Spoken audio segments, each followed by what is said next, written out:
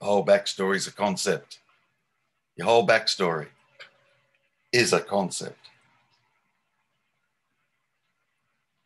You know, that backstory that we think happened. My life.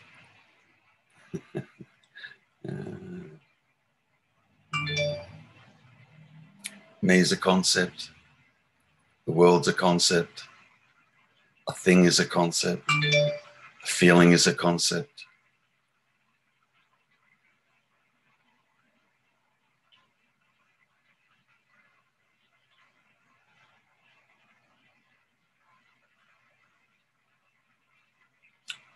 All created by thoughts. And then we take the concept to be the reality.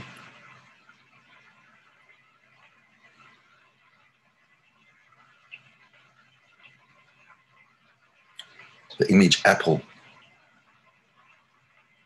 or the word apple, or the sound apple. It's not the apple.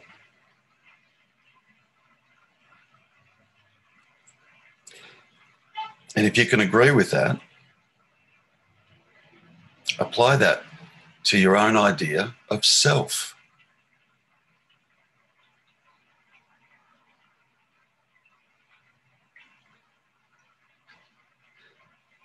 Like, is the word me, me? Is the sound me, me? Are the images and the inner dialogue that goes on in mind, yeah? Is that me?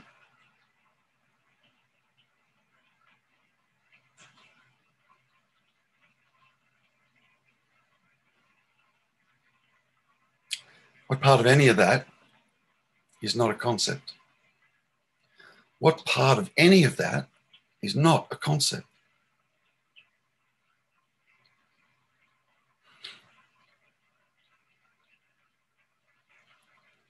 You know, then the mind gets really tricky, you know, and says things like,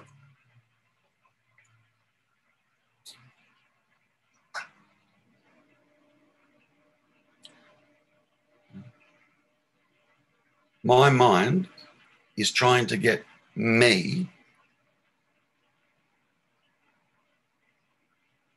to kill myself.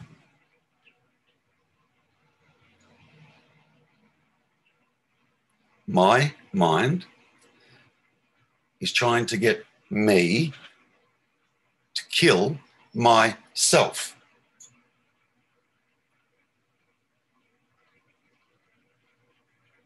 How many of you are there in that sentence? How many me's are there in that sentence? Yeah. Now, which one are you? The mind that's trying to encourage the me to kill the self? Yeah. Or are you the me that's listening to the mind, yeah, and being influenced by the mind to then go looking for the self to kill it? Can you see this? What happens?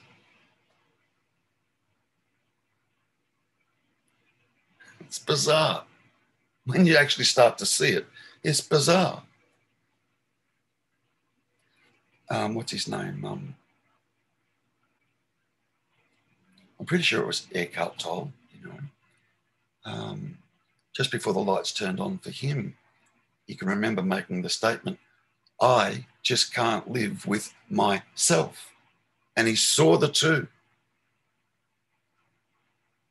I and the, he saw it and then kind of went, how many of there are there?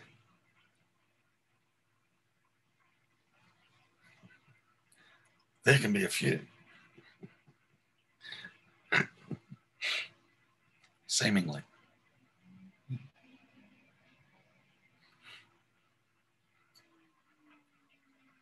Now, if we look at mind, yeah, we have a concept of what mind is. Total concept of what mind is. If I asked everybody here to give their description of what mind is, they wouldn't all be the same. Concepts will vary a little. Mind is a concept. Now, me.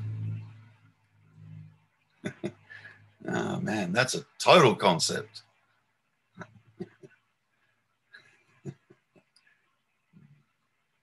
That seems to be at the whim of whatever mind is saying.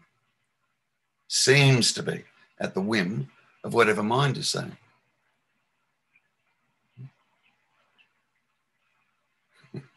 Me is constructed by thoughts, which makes me a concept. Then we go looking for myself. That would absolutely be also another concept. I mean, in fact, we're looking for it.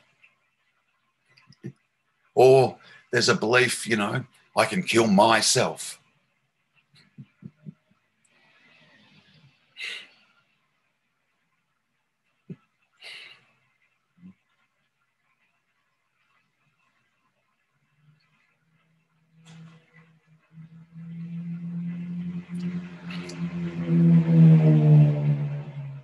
What's creating the seeming reality is mind.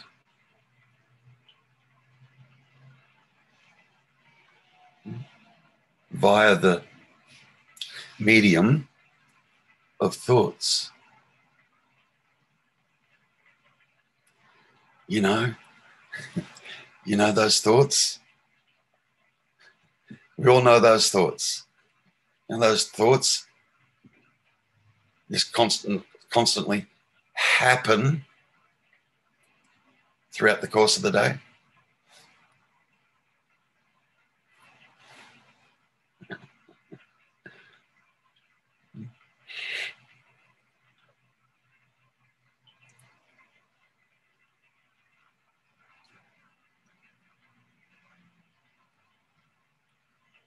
Are you the storyteller?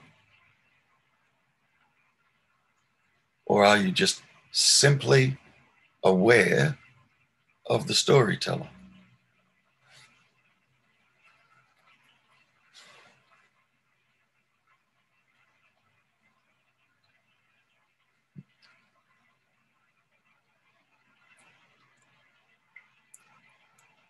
Who's the storyteller talking to? Mind will pipe up and it'll say, me, which arises as a thought. Me. And mind has a concept of what me is. Takes the concept of me to be me and real.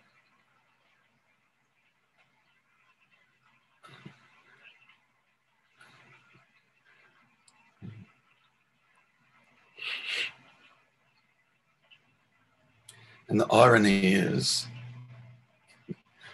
wherever you are, I don't care where you are, you're aware of mind.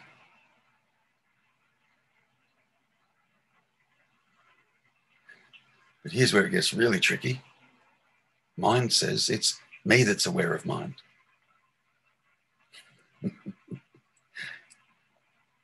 Me is a concept. Can a concept be aware?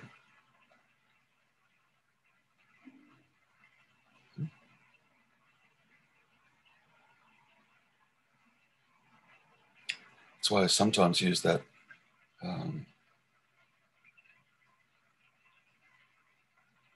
reality check. So I'm so caught up in the mind. Oh, there's this going on and this going on, and I'm not sure. And what can happen in there? What's that point? I said, look, pause, just stop, and then look around right here. Right here, look around, right here. What's happening? you'll find there's nothing happening. Computer's being a computer, the desk is being a desk, the windows are being windows, carpet's being carpet, pictures on the walls are just being pictures on the wall. All that storying that goes on in the mind. Is that floating around out here in space?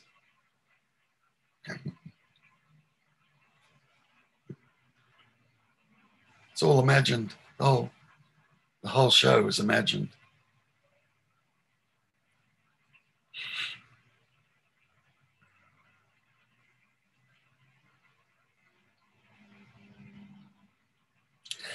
And I know it can get confusing, because this that is aware that mind is labeling me is not the me.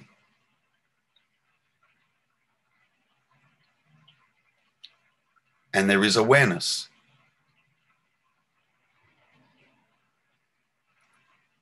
There is awareness.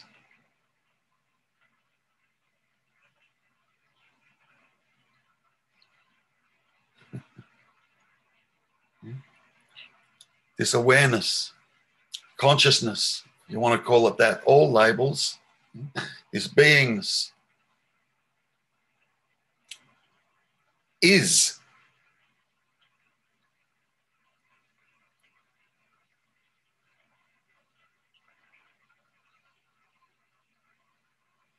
So when you're aware or conscious of mind, it's not the me that's aware and conscious of mind. Yet there's awareness and consciousness of mind. There's just been a belief our whole life, until we start to investigate it, that it's me that's aware of mind. It's me that's being impacted by mind.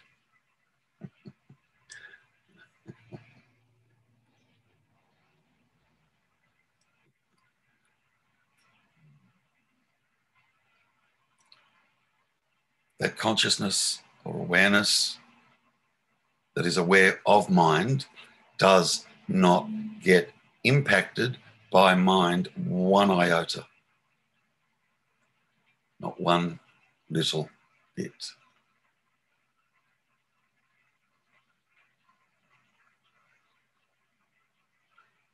Just like the seeing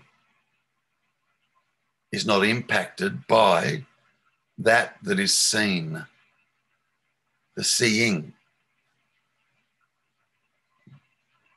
Mind makes up a me, makes up a person that's the seer. And then the mind will make up a story about that is being seen.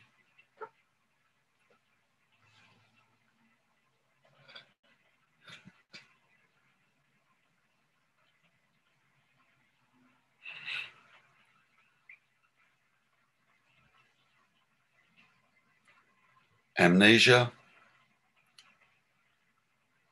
in the absence of the memory of a personal self, the personal self disappears.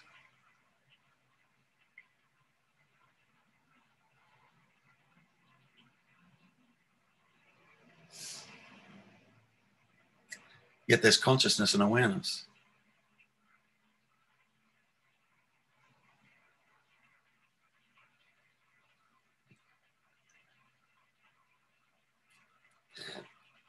When it really, really, really starts to dawn what I'm saying in reference to mind and the me and concepts and so on, when that is truly starting to be seen, a natural process happens. You start to become disinterested in it. It's no longer believed. And then there just seems to be a natural interest that starts to arise in relation to consciousness, awareness, beingness.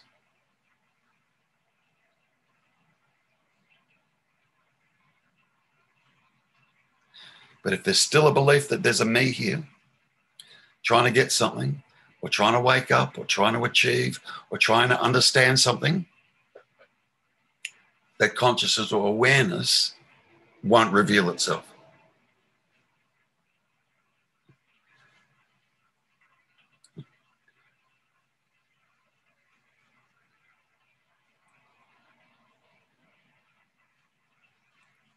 That sees the truth, that knows the truth, is that consciousness and awareness. The mind or the me wouldn't know the truth if it slapped it in the face.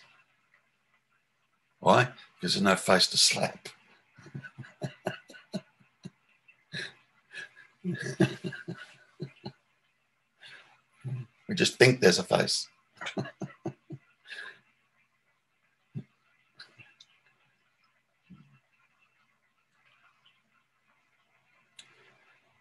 It's incredible how the whole thing is constructed. It's amazing. And it's not a mistake. It's not a mistake. There's just some of us that get dragged most of the time, kicking and screaming into this. Suffering and frustration and trying to understand. And does Terry mean when he actually says that?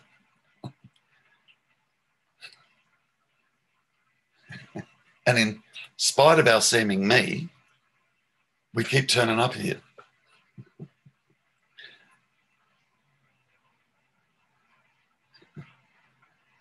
Which is also just happening. So what you said, I think you said this to Kelly, as soon as the mind gets involved, it's a concept that really, oof, I'm just, sitting with that. Good. Yeah. The me is a concept. Right. What we're missing, Mm-hmm. there's something else going on here other than thoughts and concepts, and we miss it. We totally miss it. That's what's... And I'll tell you why we miss it. Why? Because mind says, me is here. And it takes the direct experience of here to be a me. And the me's a concept. And the mind can only have a concept of here anyway. That's the tricky part. That's It's so completely missed. Totally, completely missed. Okay, good. So we go the other way. We go the other way. Every single solitary thing mind does or says is conceptual. Everything. Anyway, watch the one that we did on on Wednesday night. That was pretty direct. That was full on, actually. I don't know where that came from. Oh, good. I need that. Okay. Yeah. And also I love it when you go, where do you want to live? Here or here? Like that is being with me. Yeah. Now, mind believes it's a me that's here. And it's not. It's not a me that's here. There's a here-ness. Mm-hmm. Yeah. There's an experiencing of a here-ness. Mm-hmm. It's not the me, though. Mind's just been making that up our whole life.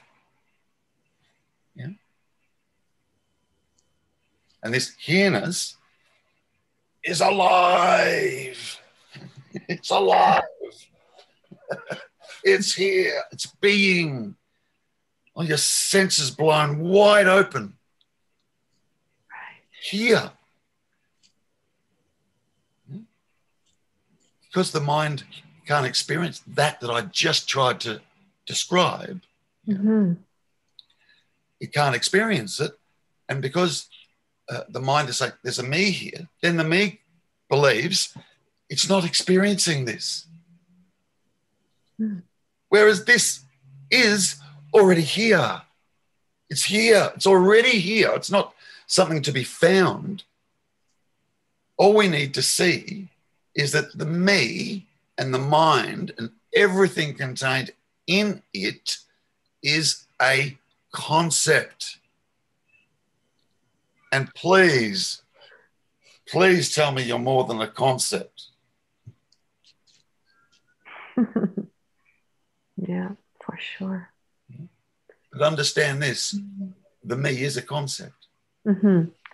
I think I get that. I mean, Well, underlying all thoughts is a supreme reality, or in the absence of all thoughts is a supreme reality. Right. I get that with the amnesia. That's so clear. Yeah. I have to keep coming back to that. And that just, yeah. And then I can sense almost that supreme reality. But yeah, but even like when I go for my daily walk, sometimes I see something so beautiful. And then there's like this sense of appreciation for what is there. It feels so present, but then the mind comes in and makes a comment about it, and I can see the difference. See, what we fail to see, but you will see it, we attribute the beauty, I don't know, let's call it a flower. We attribute the beauty to be over there. The flower. Right. The beauty's here.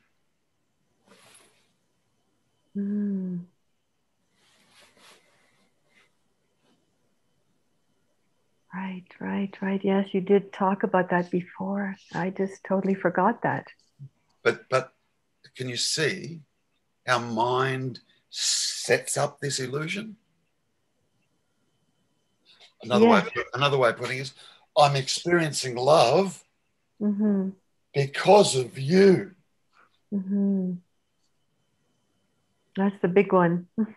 Well, if you looked at that, that would imply that the love's in you and somehow it jumped from you into me.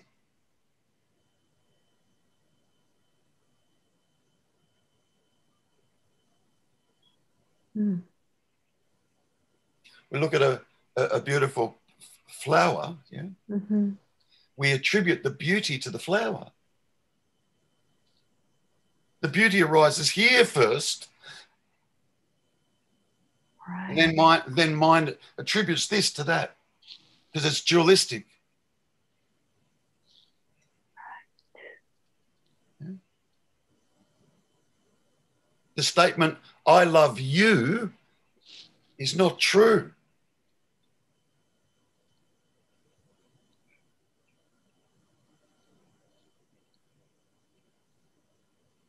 It would just be love is there. Yeah. Yeah. Yeah. And from there, then you can actually recognize the love in seeming others. It's the love that gets recognized. It's the consciousness. It's the awareness. It's the beingness that gets seen. No longer interpreting the person from here. It's direct, totally, completely direct. In the absence of blah, blah, blah, blah, blah, blah. That's all it does, the blah machine. That's a good one. Yeah. Yes. Oh, yeah. That's very helpful. Thank you. Good.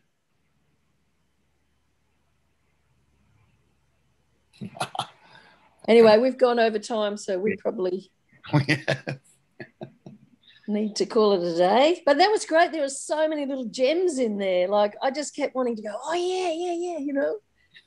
Bring up some other things that you'd said about that, you know, like reactions. It's just always reactions going on. No free you will. know, and the preference thing, you know, it's just, you know, there's a tuning into, there's either a pull to something, or there's a, you know, a pull away from something, which is just another reaction. Yep. So it's not a preference, it's just something that's happening.